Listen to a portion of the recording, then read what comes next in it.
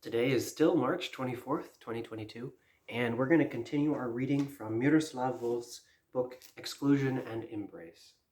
We're going to be tackling the introduction, but just a moment, I want to talk about methodology for myself and for the viewers. Obviously, I am not a well-known speaker. I am doing this for the sake of the book, not for my own sake, and so I really want to get through this book, regardless of how many people are able to view this. And so what I'm going to do is I'm going to take small sections from this book, though. Sometimes people will read a whole chapter and they won't digest it properly. I'm going to be reading sections from each portion, so I won't read the whole introduction today. I won't talk about the whole introduction today. I also want to make these videos manageable in size, so I'm going to try and keep them to under 20 minutes a piece. That means this is probably going to take months, if not years, to get through this book, but I think it's a really important book, and the time that you will be able to meditate on the words of this book, and I will have to process its words, I think will be valuable. I encourage you to do this with prayer if you are a religious person. This book is not directed only at Christians. We saw in the preface that Miroslav Volf, even though he is a dedicated Christian, Trinitarian theologian, he does not see this book as being directed at any specific audience. So if you are someone who is concerned by the rise of either nationalism or identity politics of any sort, this is a book that addresses that conflict. But it also addresses it from a different perspective. It doesn't necessarily take it from a perspective of globalism. And so he has a middle perspective, or a third way, as some theologians like to put it, in his approach to the problem of nationalism and the problem of globalism. Because he sees both as ultimately founded in the same problem, which is secular, some form of system lacking in transcendence. So if you're a monotheist, you will probably most resonate with his words. If you are a Trinitarian monotheist, whether part of the Orthodox Church or the Catholic Church or Protestant Church of some denomination, you will connect with it even better, but it is for all audiences. So as we approach the introduction, I encourage you to rewatch the previous video if it's been a long time since you've addressed this. I'm going to try and do that as a matter of habit. So as I go through a section, until I finish that section, I will rewatch the previous video to connect myself back to the themes. Benefit of YouTube is you can watch at multiple times speed, so you can actually do things faster. And if you watched it before, it'll make much more sense to you. So since this is the same day, I won't have to go back and reread the prefaces or rewatch those videos. But let's address the introduction, and we've got about 3 pages here that I'm going to try and focus on.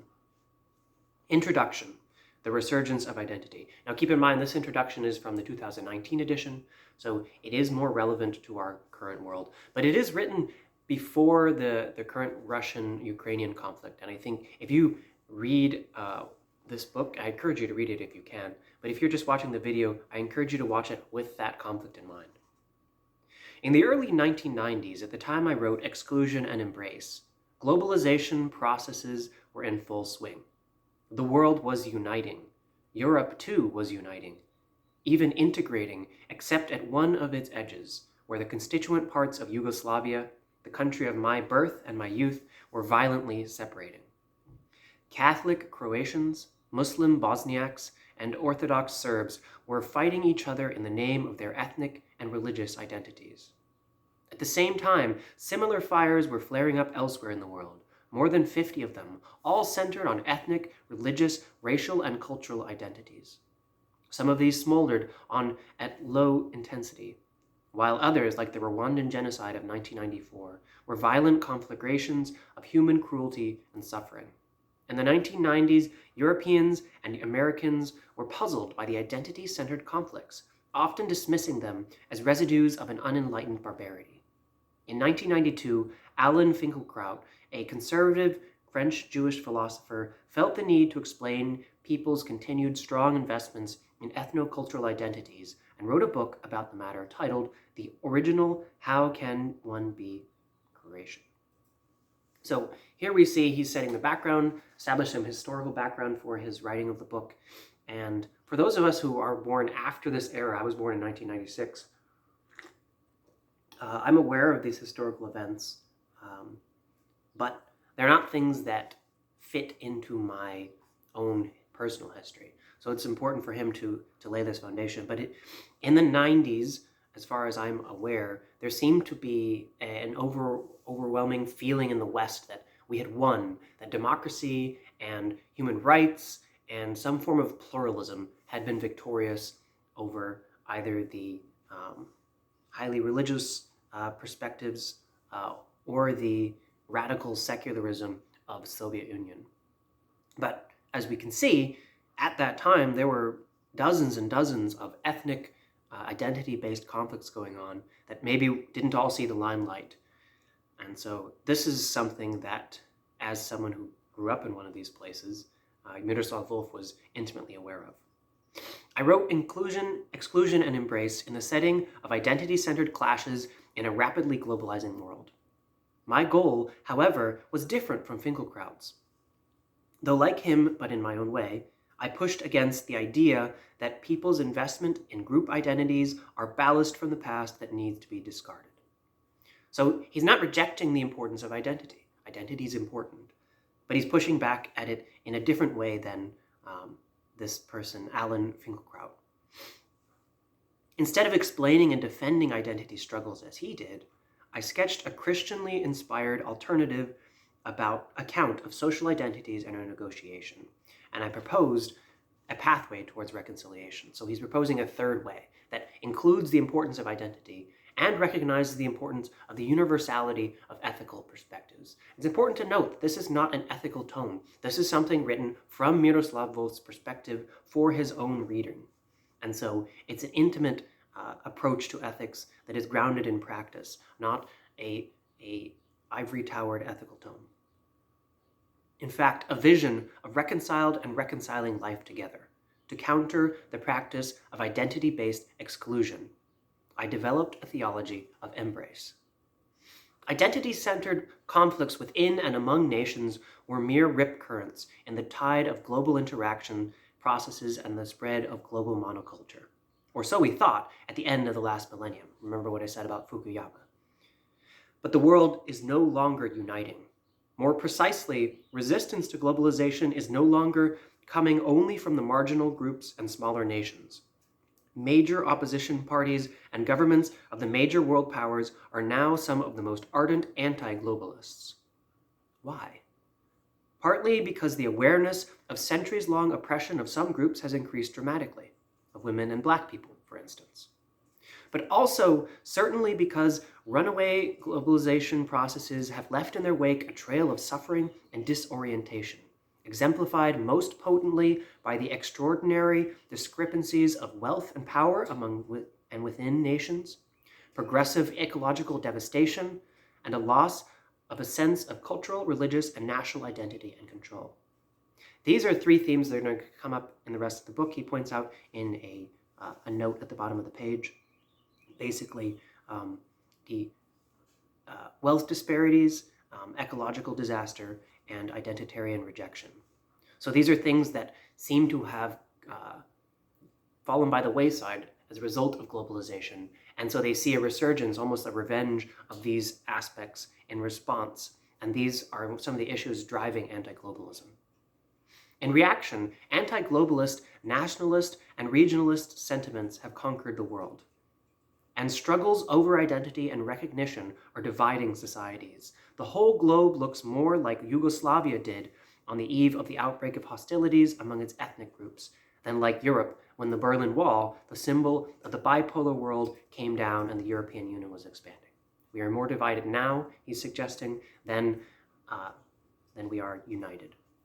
National, ethno-cultural, religious, racial, gender, and sexual identities are major drivers of politics everywhere. The Make America Great Again election campaign that brought Donald Trump into the White House was above all about identity, a choice between a white Judeo-Christian nationalist America and a pluralist America of groups with distinct dominant identities coexisting under the same roof. Much of the European far right is about identity. Chinese, Indian, Myanmarian, and the Russian nationalisms are all about identity. So we have the Rohingya conflict going on, a genocide in Myanmar.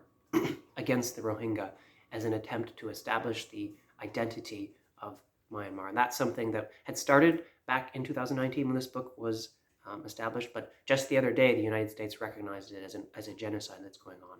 But also he notes Russian nationalism, which he'll get into in the next couple pages. Granted, none of these movements is only about identity, and none of them is about a single identity. They are mostly about multiple and intersecting identities, often bundled into a dominant one. And yes, they are about power, money, and territory, but the dynamic assertion and contestation of social identity, of the attempts at reassertion of erstwhile dominance and anger over its loss, of the search for recognition and resentment over its refusal, is central to them all. Everyone wants to be accepted. Everyone wants to be recognized and respected. And part of that can include the recognition and the respect of your cultural or social identity. And we are seeing that as globalization and pluralism tried to sort of wipe out or whitewash everything, people reacted to that in a negative way. And that is part of the resurgence of nationalism. And nationalism is not all white nationalism. That's just one expression of it. He's talking about nationalism as a global reaction to globalism. Not all identity struggles are equal. Some are aggressive, like the assertion of national or racial supremacy by the imposition of colonial rule upon conquered lands and peoples, or like the struggle for the recognition of authoritarian patriarchal masculinity. Other identity struggles are defensive, like the striving of the colonized against the erasure of their indigenous cultures, or like the reaffirmation of racial identity and the contestation of perverse racism in many nations, both Western and non-Western.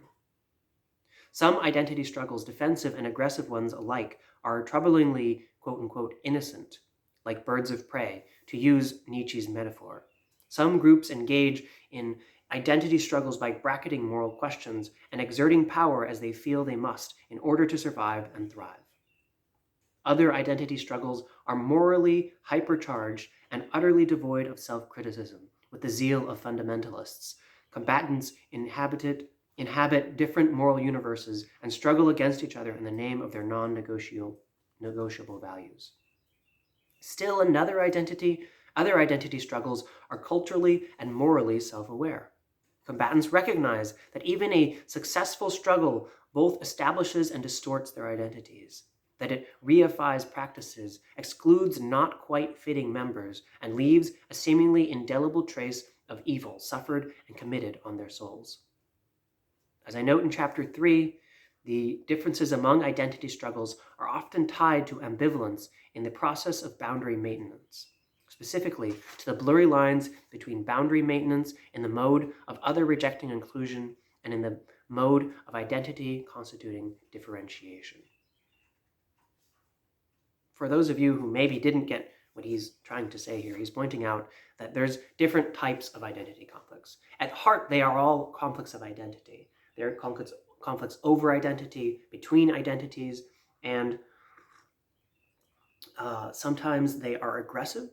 He identifies certain that seem much more negative and universally problematic, such as white supremacy, racial supremacy he mentioned specifically, or the domination of men over women. These are harmful, I think, and he identifies them as aggressive forms of identity struggles. But there's other ones that are equally identity struggles, which are defensive, which is an attempt to maintain the existence of one culture. So think indigenous tribes in the Americas, trying to maintain their identity in an increasingly secularized and oppressive environment. And then he also talks about some forms of identity struggles are not self-aware. So they're basically, he uses the term fundamentalist. And the idea of fundamentalism is this idea that our presuppositions are foundational to everything. They're fundamental to everything. And so there is no proper foundation outside of these fundamental boundaries. So there is no self-awareness, no self-criticism, no recognition that there might be something positive in the other, in spite of the fact that you disagree with them on a larger scale. And those are some types of conflicts. Other types of conflicts he identifies, though, are self-aware. And I think some of those are almost more dangerous because they are aware of what they are doing, and yet they see it as necessary, almost like a necessary evil as a struggle for their identity. So we're going to move on to the next section. 2.5 decades ago, as the world was uniting, religions seemed to be the prime forces pulling it apart.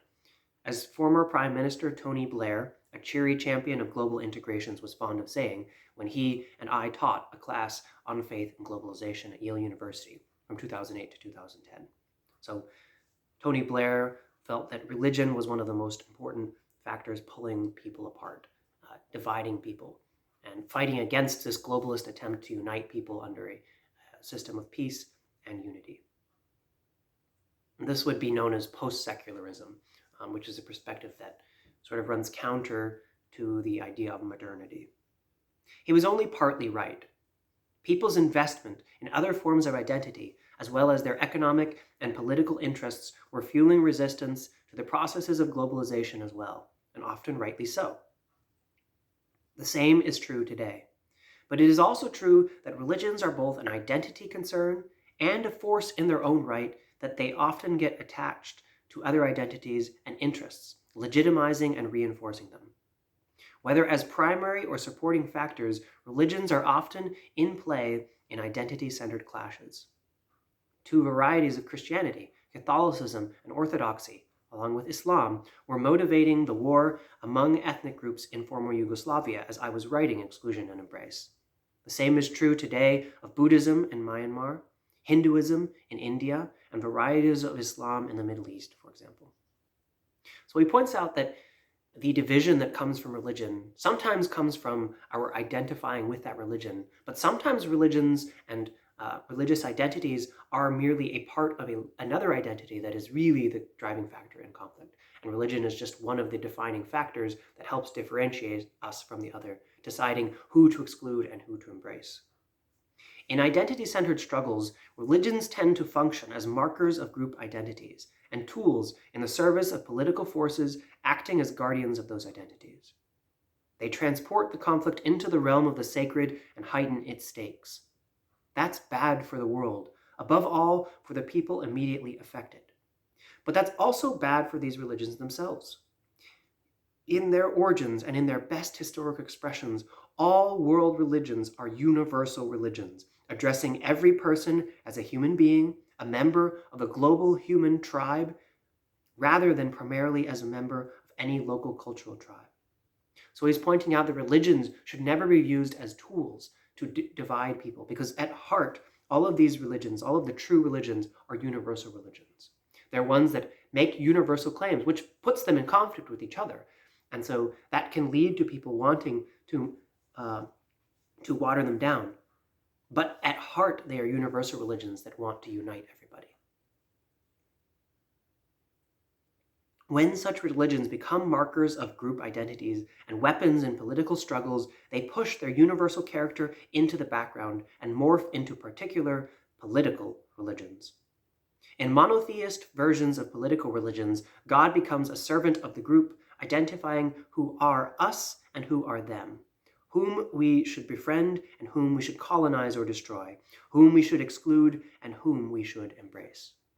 I think this is one of the dangers of secularism and of secularizing and watering down religion. Because if God no longer is seen as a real force, he's seen as an idea, as sometimes Jordan Peterson uses him as, then he becomes a tool, he becomes a servant, and he is always then potentially used as a tool to identify and differentiate, to destroy, to colonize, to exclude, and not to embrace. If, on the other hand, God exists and he is universal, then the call that he has to unite humanity is a call that God gives us that is objective. It's not based in our subjective feelings or our experience of God or our personal version of God. To continue, this is clearly a betrayal of the monotheist faith itself, a demotion of God from the master of universe to a lackey of a particular group's interest. To be clear, politically engaged monotheism is not betrayal of monotheism. Monotheism as political religion is the traitor. I distinguish categorically between the two. The first type maintains its universal vision and brings it to bear on the life of the group. The second gives religious expression to the moral and cultural unity of the group and is more accurately described as monolatry, ethnic, rather than pan-human monotheism. The religions of the first type, as Karl Barth puts it, are unreliable allies of the state. The second are its faithful servants. So may this reading encourage us to see the importance of genuine faith, of genuine religious devotion to a God who actually exists. Because otherwise, religion can be an immensely powerful force that divides us and differentiates between who has value and who doesn't. Some other time, I'm going to try and finish up the introduction, but for now, think about these things.